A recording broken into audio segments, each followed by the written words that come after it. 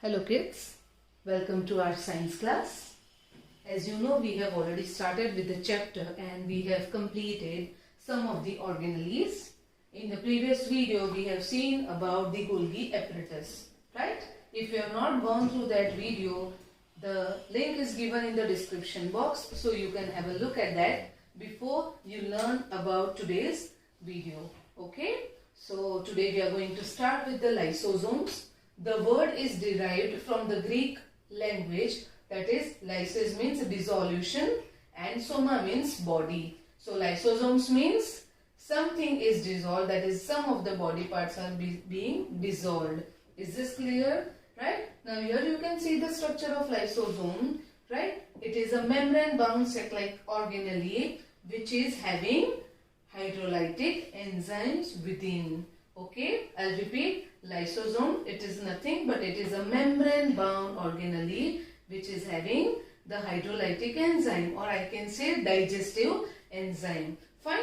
The figure is not given in your textbook, but this is given only for your reference. You can draw the figure in your textbook also. No issues with that.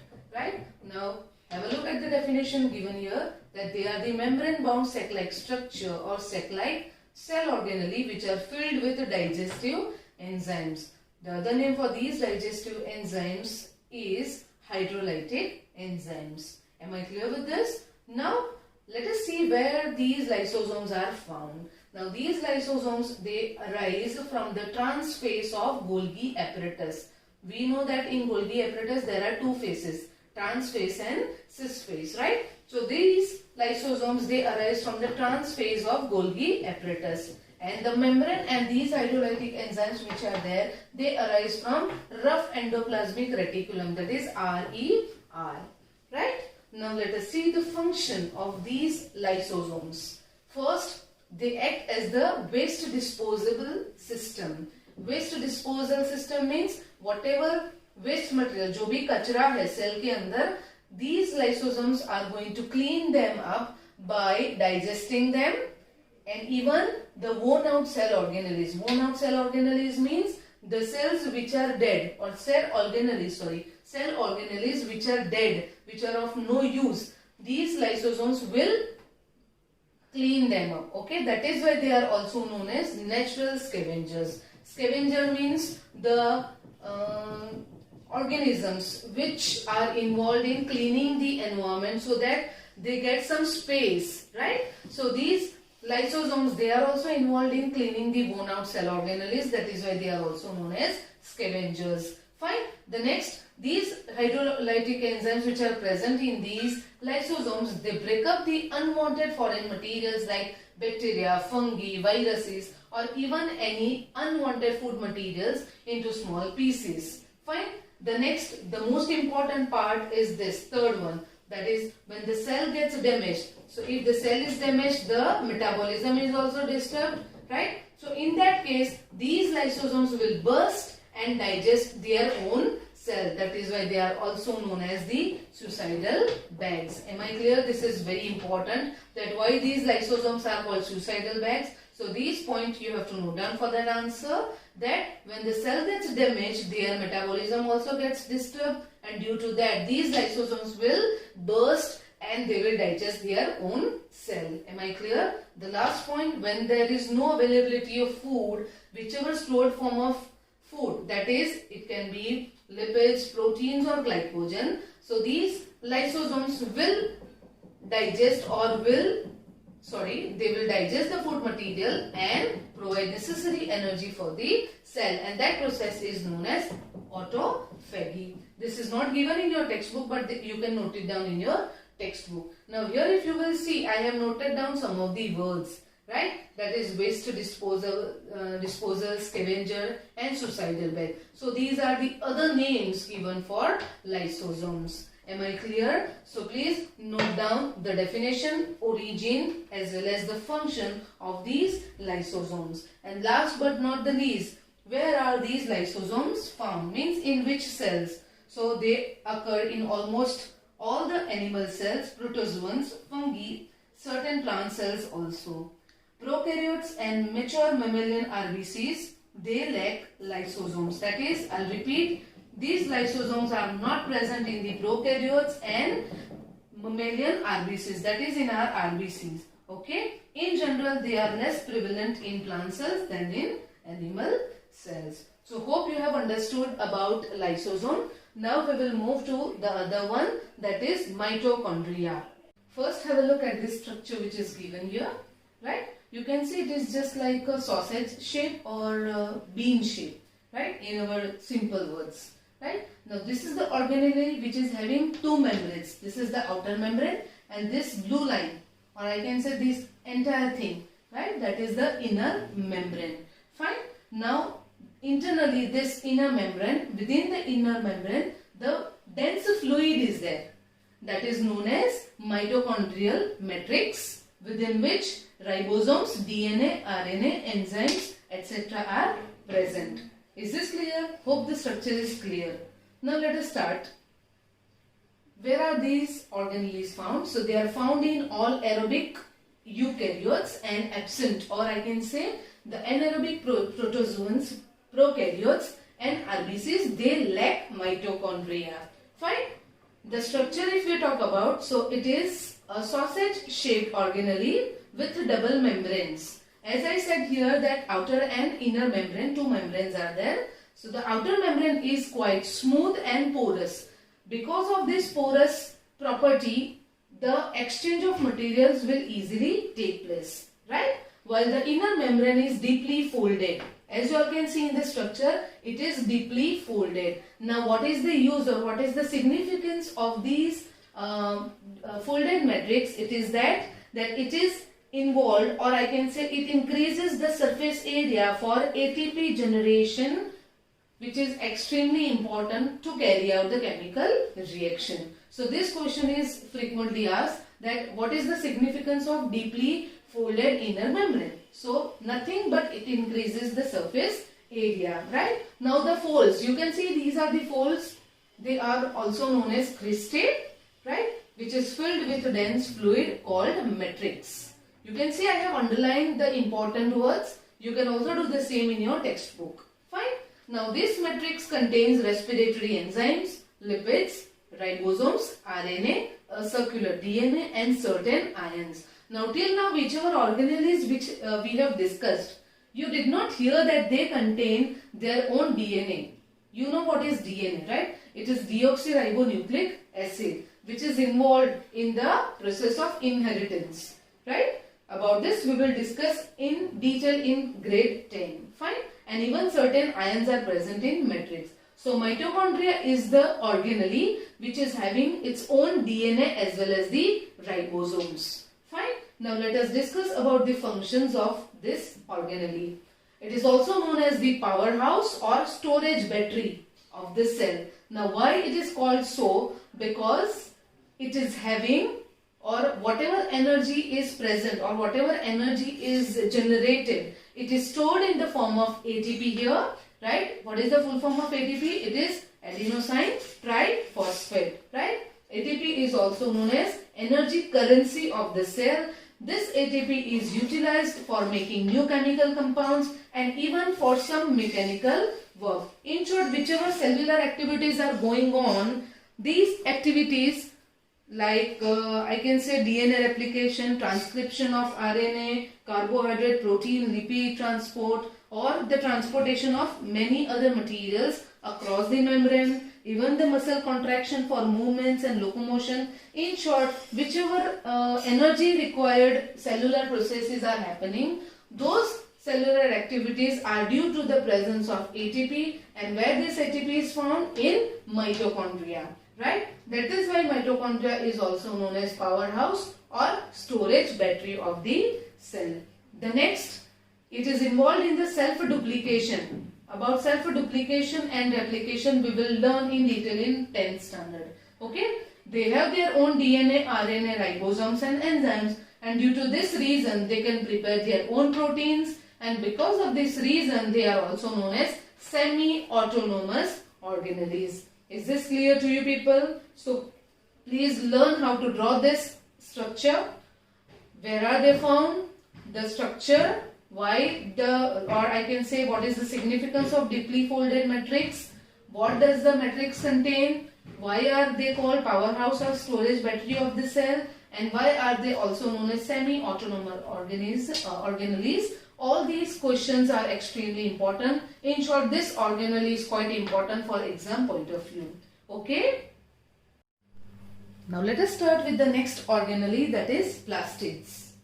Make a note to this that these organelles are found only in plant cells and not found in the animal cells.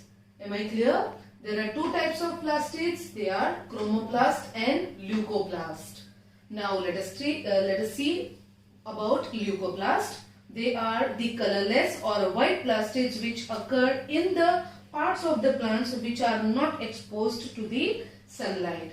That is, they are found in the storage cells of roots and underground stems. Okay, and the function of leucoplast is to store food in the form of starch, oils and protein granules. This is very important. It is given in your textbook also. Okay, so what are leucoplasts? They are colorless or white plastids which occur in the cells which are not exposed to the sunlight. That is, they are found in the storage cells of roots and underground stems, and they store food in the form of starch, oil and protein granules. Is this clear? Now let us see about chromoplast.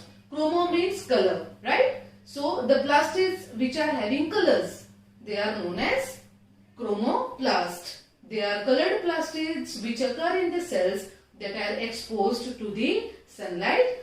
Chromoplasts are further divided into green chromoplast and non-green chromoplast. Okay, green chromoplast means we are talking about chlorophyll. And what is the function of chlorophyll? It is involved in the process of photosynthesis, right? This you already know. So the definition of chlorophyll will be the green pigment, or I can say the green chromoplast which are present in the plant cells. They are known as chlorophyll. Am I clear? And non-green chromoplast means the different colors. Here the examples are given: yellow, orange. It can be any color except green, right? That is why it is known as non-green chromoplast. Fine. So the colorful flowers, what is the function of that, or what is the importance of getting or giving the intense color to these flowers? So due to that color, any insects, they will get attracted for the process of pollination. You know the process of pollination, right? The transfer of pollen grains. Okay. About this process we will be learning in detail in grade 10 also. And we know that fruits are also colorful like flowers. So here also the animals will be attracted for the seed dispersal process. Am I clear? So these are the function of non-green chromoplast in the plants. Am I clear?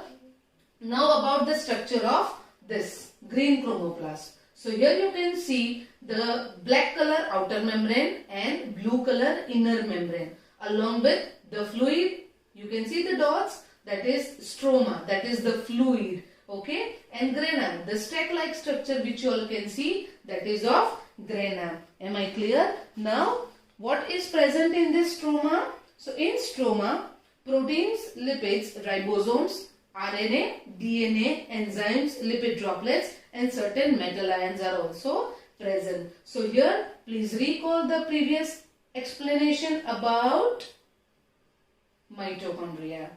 That organelle is also having its own DNA as well as ribosomes. So here this organelle is also having its own DNA and ribosomes, right? That is, it is also involved in certain of the processes, right? So plastids and mitochondria, they are the organelles which contain their own DNA as well as ribosomes. Please note it down in your textbook, because frequently asked MCQ or frequently asked 1 mark question is this, that which organelles have their own DNA and ribosomes. Am I clear? And we know that this grana, or I can say single granum, right? It is the site of light reaction during the photosynthesis process. About light reaction and dark reaction, you will learn in detail in 11th and 12th standard if you will take bio.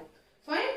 Right? So this chloroplast I am talking about, it traps the solar energy which is used for the manufacture of the food during the process of photosynthesis, and that is why it is also known as kitchen of the cell, right? You know about this thing. So this is all about plastid. It's two types, colorless or white plastid, which occur in the cells which are not exposed to the sunlight. They are the colorful plastids which occur in the cells which are exposed to the sunlight, right? So here I have written it this way so that if the difference is asked about or I can say the difference is asked about chloroplast and chromoplast and leucoplast, you can note it down like this. Okay, and if the function of plastids you have to note down, then all the functions in common you have to note down. That is, it is involved in the process of photosynthesis. The attractive colors which are imparted to flowers and fruits will allow to attract insects for pollination and for alluring animals for seed dispersal, as well as leucoplasts. They store food in the form of starch, oils and protein granules. Hope this is clear to you. Fine. Now let us move to the last organelle of the chapter, that is vacuoles. These vacuoles are found in both, that is plant cells as well as animal cells, but their size and their numbers are different in both the cells. Okay, so first let us see what are vacuoles. So they are storage sacs for solid or liquid contents. Along with solid or liquid contents, even some of the toxic metabolic byproducts and end products are also stored. Okay, and these organelles, they are bounded by a unit membrane called tonoplast in plant cells. Fine. Now let us see what are the differences of the vacuoles found in animal cells as well as plant cells. Okay, so in plant cells, these vacuoles are present in large sized and very few in numbers, whereas in case of animal cells, they are found in very small size and with various numbers, or I can say large number of vacuoles are present in animal cells. Okay, sometimes the central vacuole which is present in plant cell, the volume almost 50 to 90% of the cell volume is present of this vacuole. Is this clear? And due to which the nucleus can remain in its position. Fine. What is the function followed by these vacuoles in plant cells? So here they are full of cell sac which provides turgidity and rigidity to the cell. So what is the meaning of turgidity and what is its importance? So the swelling which is found in plant cells, that is known as turgidity, due to which the regulation of water loss within the plant is maintained, right? The lower the turgor pressure means the cell has the lower water concentration, and closing of stomata would help to preserve water. Whereas if the turgor pressure is high, it keeps the stomata open for gaseous exchange which is necessary for photosynthesis. Is this clear? So this turgidity is extremely important in plants, right? Because it is related to the flow of water in and out of the stomatal pore, which will allow the exchange of gases as well as water, right? So that is provided by these vacuoles present in the plant cells. Fine. The substances like sugars, amino acids, various organic acids and some proteins are stored in vacuoles. This is also important. Fine. Now let us move to the animal cells. In unicellular organisms like amoeba and paramecium, food vacuole is present. Food vacuole means this process you will learn in detail in 10th standard. So here what happens when the food comes closer to the cell's body, that is the organism, a kind of false body, that is pseudopodia, right? So that pseudopodia will extend towards that food and it will form the food vacuole, right? Where the food is contained within, right? How come this food has come? So it is being ingested and subsequently consumed by the organisms. Fine. And in case of multicellular organisms, these organisms, they possess special vacuoles which acts as the osmoregulatory organelles. Osmoregulatory means it is regulating something. So what is being regulated here? The quantity of water in the cell's body. Is this clear? So this is all about vacuole. Just recall, they are storage sacs for solid or liquid contents and even toxic metabolic byproducts or end products of the cell, right, which is bounded by a unit membrane called tonoplast. right? In plant cells, large size vacuoles are present, maybe 50 to 90% of the total volume of the cell, and numbers are very few, or I can say even one. Fine. In animal cells, number of vacuoles are present with the small size. Fine. The function carried by vacuoles in plant cell is, it is full of cell which provide turgidity and rigidity to the cell, and even substances like sugars, amino acid, various organic acids and some proteins are stored in the vacuoles. So here we can say that this is kind of storehouse, right? In case of unicellular organisms like Amoeba, Paramecium, they have food vacuole where the food is ingested and subsequently consumed by the organisms. And in multicellular organism, these vacuoles, they provide osmoregulation, that is the balance in the maintenance of the water in the cell's body, right? So this is all about vacuoles. Hope the entire lesson is clear to you. If you have not understood, I am giving you the description, in the description box, all the links of the previous videos of the same lesson. You can go through or you can revise the entire lesson once again, right? So this is all about chapter 5, right? And at last, let me clear that each cells does acquire its structure and ability to function because of the organization of its membrane and organelles in specific ways, right? So the cells thus has a basic structure organization which helps the cells to perform functions like respiration, obtaining nutrition and clearing of waste material or forming new proteins. In short, I can say that whatever cell organelles we have discussed about, each and every cell organelles are involved in any of the essential life processes for that cell, right? If any of the organelle gets disturbed, so what happens? The entire cycle will stop, right? So because these cell organelles are involved in so many important or essential life processes, hence we can say that the cell is the fundamental and structural unit of living organisms, or I can say it is also called as the basic structural and functional unit of life. Hence you can say that, you can see that the chapter name, the fundamental unit of life, that is cell. In the entire lesson we have discussed about cell, its organization and its organelles, right? So hopefully it is clear to you people. So stay tuned for the next video. Thank you.